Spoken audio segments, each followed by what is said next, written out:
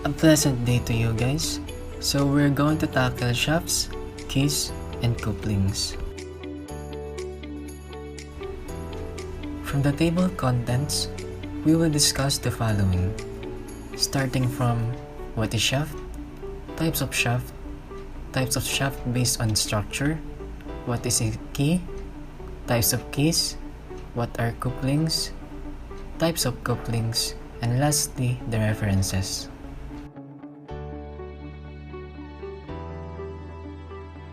What is shaft? A rotating machine element, usually circular in cross-section, which is used to transmit power from one part to another, or from a machine that produces power to a machine that absorbs power. In this topic, here in machine design, we're going to tackle shaft in a deeper way na. So why do we need to use shaft? The first reason is to transmit power and transport load, in which every time na nagsasolve tayo ng problem, ay makikita natin yon once na ma-illustrate or makita natin ito sa given, yung condition.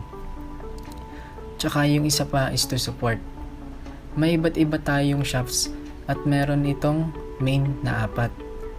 Merong linear, rotary, posts, and rods. When we say linear shafts, it is used to utilize in load transport applications na kung saan itong klaseng shaft na ito ay magme-mate with the complementary accessories tulad ng linear bushings. Dako naman tayo sa rotary shaft, which is ginagamit naman for power transmission applications. This type of shaft ay kalimitang ginagamit like in factories that uses conveyor. The next one will be post shafts, which is meant for static support. And for the last one, which is rods, itong ganitong uri ng shaft is the most economical solution for general and unique applications. Material used for shaft. The material used for ordinary shafts is mild steel. When high strength is required, alloy steel such as nickel, nickel chromium, and chromium vanadium steel is used. Shafts are generally formed by hot rolling and finished to size by cold drawing or turning and grinding. Dito nga natin binibigyan pansin yung strength of material, wherein there will be a required material na kung saan the chosen material has the capability to withstand the load that is being applied. Kasi kahit just 0.1 lang ang kulang halimbawa sa computation when estimating the material, if pipilitin mo na yun ang gamiting material ay tsak na mag-break ito as it cannot withstand the load or the load being applied.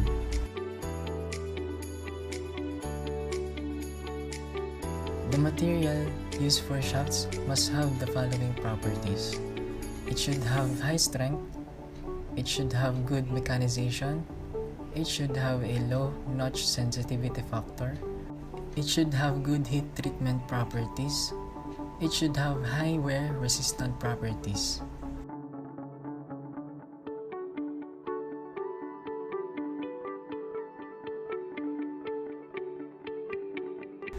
Good mechanization.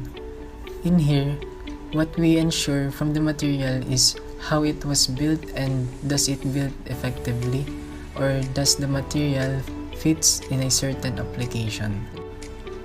The material should have a low notch sensitivity factor. Ano nga ba ang sensitivity factor na ito? So when we say notch sensitivity factor, it refers to the structure of the material kung makikita natin ng cracks after it was often used. Bale, doon natin nababase yung sensitivity factor niya o yung pagka-fatigue ng material natin.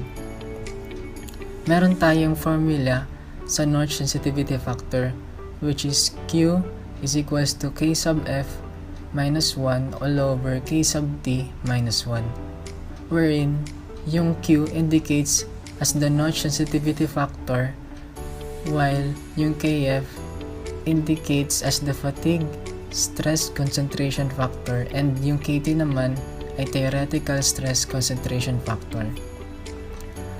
Why does it need to have a good heat treatment properties? The reason and the purpose of this is to recover the material or for increasing its hardness to become capable for holding heavier loads. Shafts required high wear resistant properties. Why? Because upon abrasion, if the material can't resist it, masisira or magkakaroon ng hindi magandang surface yung finished product na kung saan yung quality, desired shape, at yung condition nito ay apektado if hindi masunod.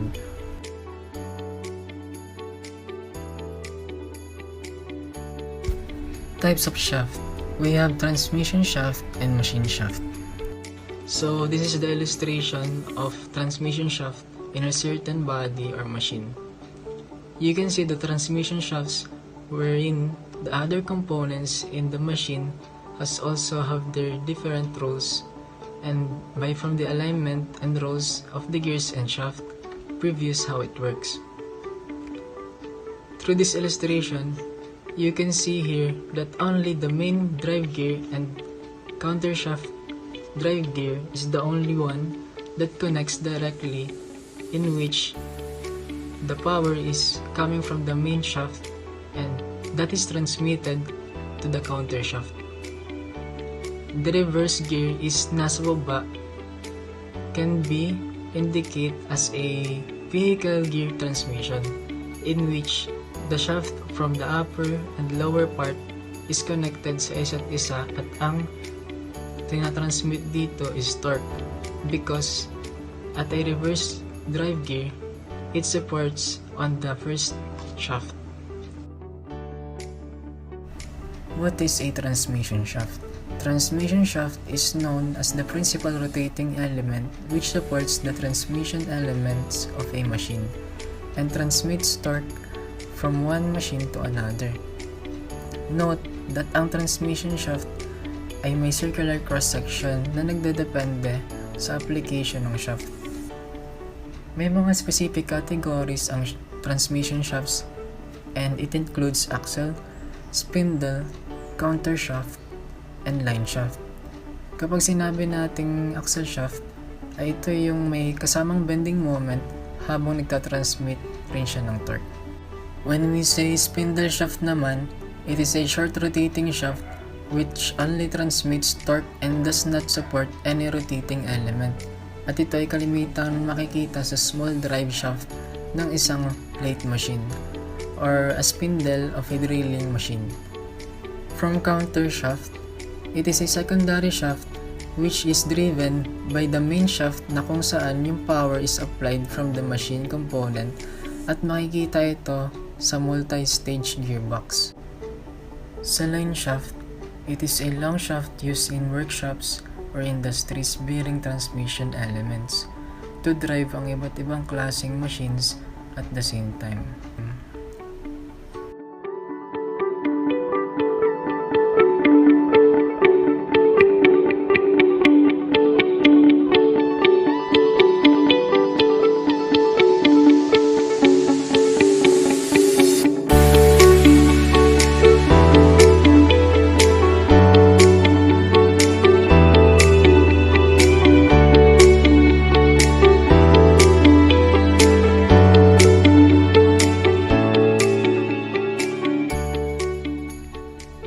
Types of shaft. Bali natakil kanina, ito dun sa what is transmission shaft. Yung kaunti lang. Line shaft. The rotating shaft part of a system of mechanical couplings between the power source in a factory and machines that do work. Main shaft. It is a primary shaft which is driven by the machine shaft and from which the power is applied to the counter shaft. Counter shaft. It is a secondary shaft which is driven by the main shaft and from which the power is applied to the main components.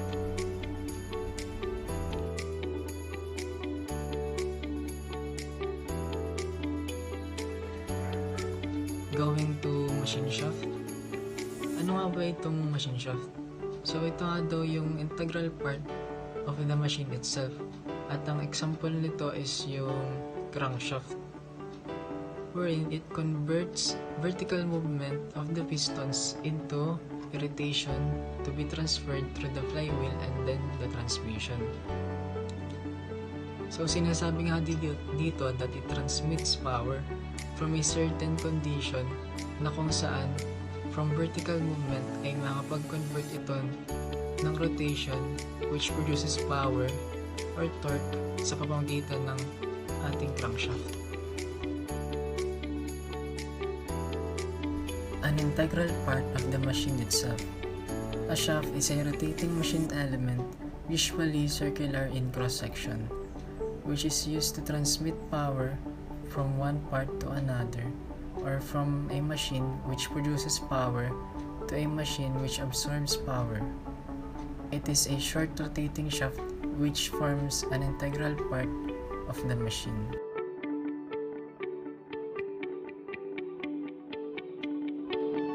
Good morning to all of you. Good afternoon or good evening, whenever time you will be watching this video. In this video, we will be discussing and talking about machine design. So before we go on into our main topic, which are shafts, different types of shafts, and keys and couplings, and different types of keys and couplings, let us first define what is machine design. So machine design is an area of study in which one learns to design machine parts by utilizing its full knowledge and experience in the field of mechanical engineering. Now, as you can see here in our PowerPoint, there are 3 different types of shafts based on structure. Now, I'm not saying that there are only 3 types of shafts according to structure, because in reality, there is a wide variety of types of shafts according to structure. These 3 right here is the most common one. That to give you further examples, here are some examples of types of shafts according to their structures. Lane transmission, the step shaft, which is in here, machine tool spindle, railway rotating axle, and non-rotating track axle. The first type of shafts that we will be discussing is the solid shaft. What is the solid shaft? Solid shafts are used to drive pumps with relatively short shafts, less than 30 to 50 feet long. They therefore are used to drive almost all process pumps and circulators. They provide more positive shaft alignment, which is especially important when the pumps have mechanical seals rather than packing. As you can see here in the image, a solid shaft is just like an iron rod. From the word solid, it's just solid. It has no holes whatsoever, so it's just a solid shaft. Next type of shaft is the hollow shafts. Hollow shafts have more polar moment of inertia, which enables them to transmit more torque than solid shafts. Hollow shafts do not transfer more power, but the power to weight ratio of hollow shaft is more as compared to the solid shaft. It is because of the holes at the center of it. The last type of shaft is the stepped shaft. It refers to tubular steel shafts which taper in series of steps. That's why it's called step shafts. It has series of steps rather than one continuous narrowing. So the step shaft was introduced by the two-temper division of the American Fork and Hope Company, which initially manufactured shafts with a smooth taper from tip to tip.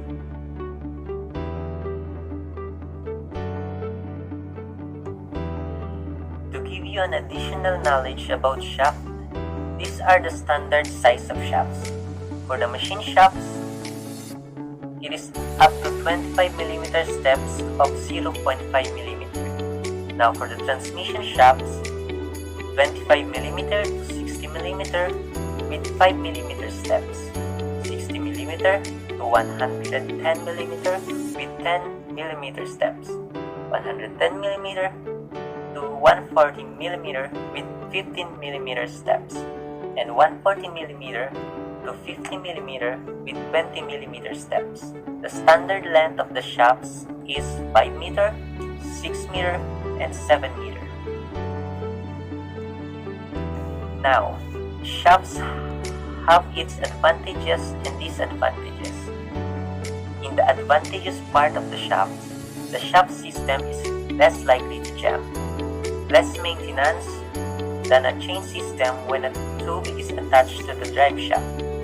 A hollow shaft is a low weight than a solid shaft for the same torque transmission. In the hollow shaft, the internal shape is hollow, so the materials required are less. The shaft is more strong and it has low failure chance, high polar moment of inertia, and high torsional strength. In the disadvantages, the power loss due to loose coupling. Shafts can vibrate during rotation, produce a constant noise, maintenance and manufacturing costs were high. The manufacturing process is difficult. The downtime was longer due to mechanical problems.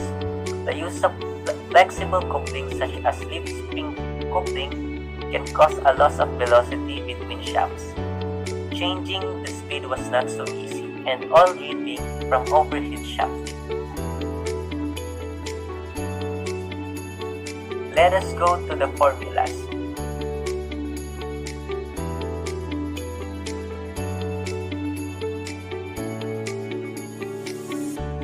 When a shaft is subjugated to pure torsional moment, or we call M sub D, the shaft diameter can be found from the torsional shear strength equation given by in this equation.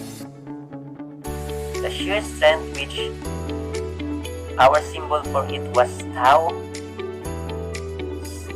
equals to 16 M sub D over pi d cube. It is for solid shaft. Now, for hollow shaft, it has a different formula. For a hollow shaft, shear strength is equals to 16 M sub d outside diameter all over I quantity outside diameter raised to 4 minus inside diameter raised to 4. M sub d refers to torsional moment or torque, which has a unit of Newton millimeter. D refers to diameter of the hollow shaft. Outside diameter for hollow shaft is represented as D sub O. Now D sub I is the inside diameter of the hollow shaft, and the tau, which I said earlier, is the allowable shear strength, which is equal to 0.5 to 0.577. When a hollow shaft is to be made equal in strength to a solid shaft, the twisting moment of both the shaft must be the same. In other words, for the same material of both the shaft, here is the formula. T, which refers to twisting moment, is equal to pi over 16 times tau. Quantity, outside diameter raised to 4 minus inside diameter raised to 4 all over outside diameter, which is then equal to pi over 16 times tau, shear stress times d to the cube. Now, the twisting moment, or D, may be obtained by using the following relation. We know that the power transmitted in watts by the shaft. D is equal to 2 pi N times T all over 60, or D is equal to P times 60 all over 2 pi N. N refers to the speed of the shaft in RPM, and the T refers to the twisting moment in Newton meter. When the shaft is subjected to a bending moment only, then the maximum stress is given by the bending equation. We know that M over I is equal to bending stress over Y, which is Y refers to the distance from neutral axis to the outermost fiber. M refers to the bending moment, and I refers to the moment of inertia of cross-sectional area of the shaft about the axis of rotation. We also know that for a round solid shaft, moment of inertia, M, which is the bending moment, all over 5 over 64 times d to the 4 is equal to bending stress over d over 2. Or we can also take that M, which refers to the bending moment, is equal to pi over 32 times the bending stress times dq. Now let us go to our sample problems. In our problem number 1, what is the minimum diameter of a solid steel shaft that will not twist through more than 3 degrees in a 6-meter length when subjected to a torque of 12 kN/meter? What maximum shearing stress is developed? Use G is equal to 83 GPa or gigapascal. The angle is given, which is 3 degrees. The twisting moment is also given, which is 12 kN/meter. The G is given, 83 gigapascal, and the length is also given, which is 6 meters. So, what is the required? You're right, it's the diameter.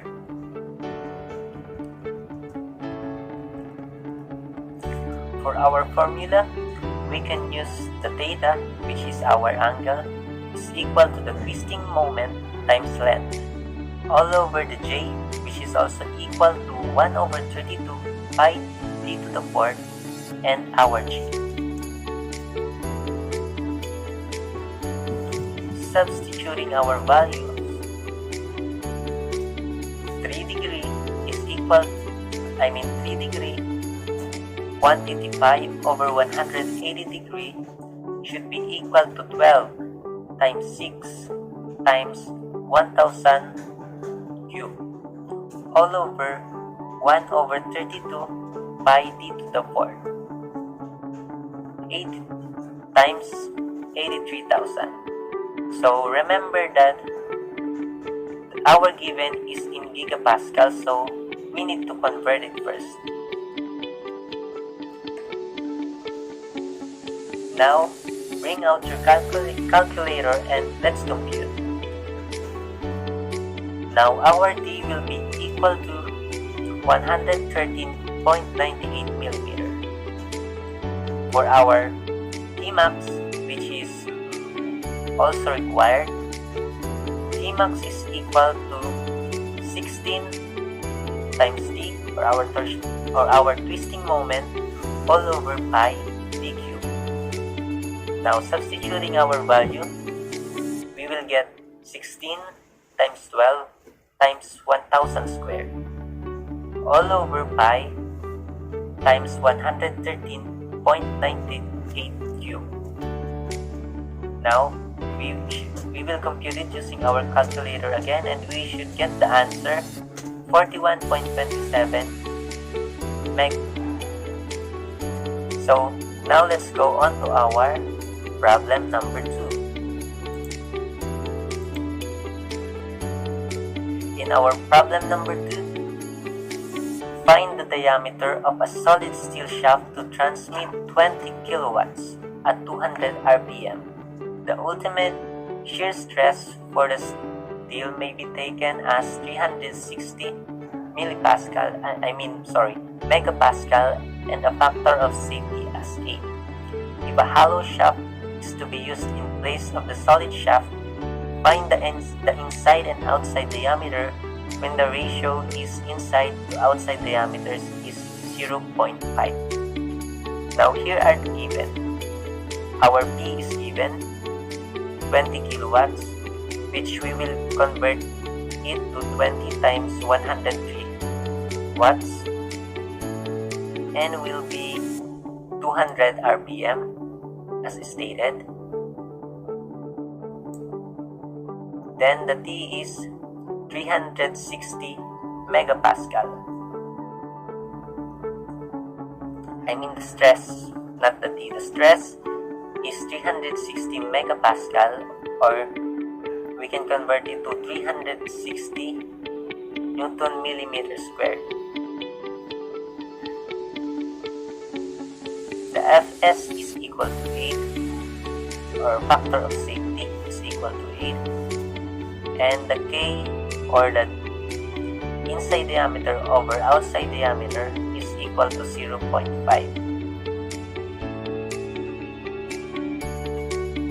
For our solution, in the diameter of our solid shaft, let our D, or the diameter of the solid shaft. So we know the torque transmitted by the shaft, and we also know that the twisting moment is equal to P times 60 all over 2 pi n.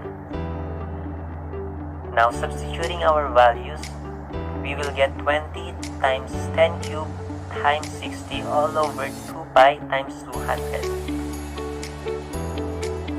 which will be equivalent to 955 Newton meter.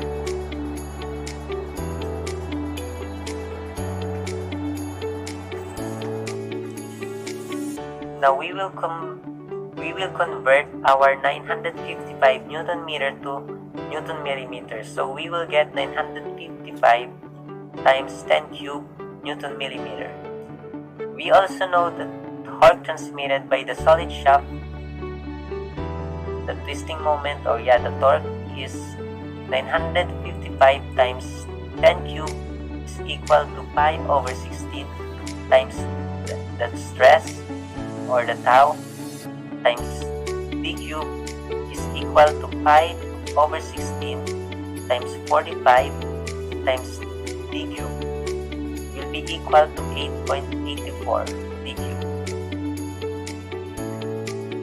Now d cube is equal to 955 times 10 cube over 8.84, which will be equal to 108,032, or simply say D is equal to 47.6. For the diameter of a hollow shaft, our D sub I will be the inside diameter and our D sub O will be our outside diameter. We know that torque transmitted by the hollow shaft, or our D, is 955 times 10 cube is equal to pi over 16 times our stress times our outside diameter cube times 1 minus k to the 4th. This will be equal to pi over 16 times 45 times our outside diameter cube, quantity 1 minus our k, which is equivalent to 0.5 to the 4th. Now computing our values, we will get 8.3 outside diameter, or our D sub O cube. Now our D sub O cube will be equal to 955 times 10 cube over 8.3.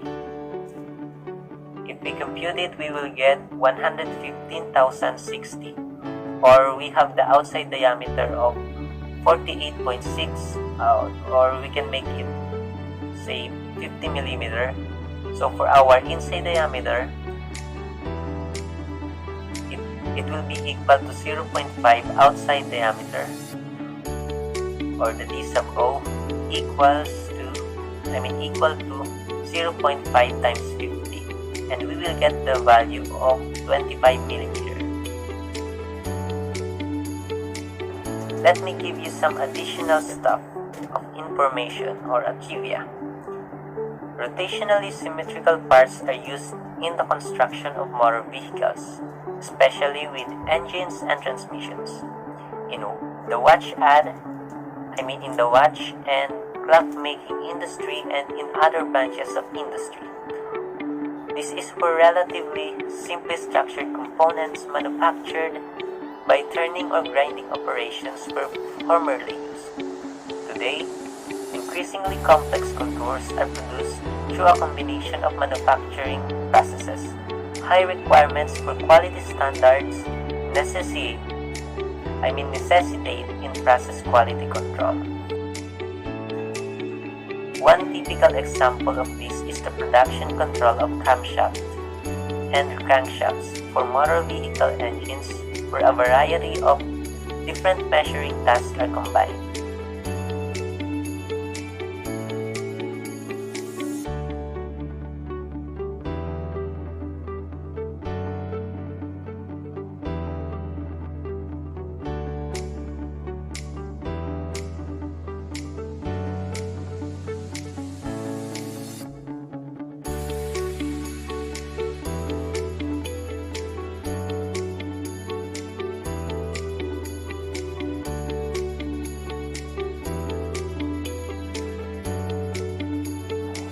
Let's have our quiz. So I prepare here 5 questions, which is all terminology. Let's try and answer it. So, number 1, what is the measure of how much force acting on an object causes the object to rotate? So the correct answer will be torque. Torque is the measure of how much force acting on an object causes that object to rotate.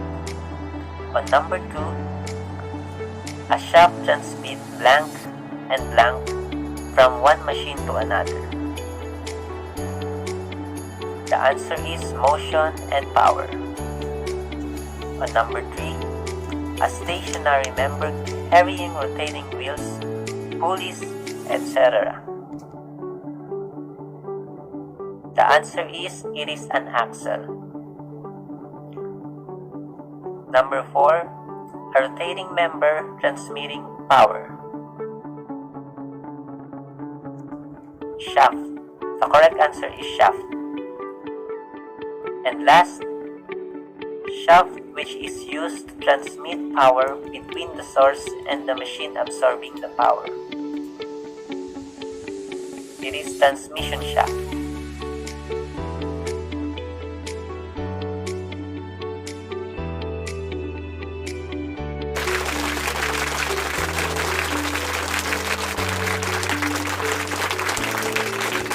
So that's all for my report, and thank you very much.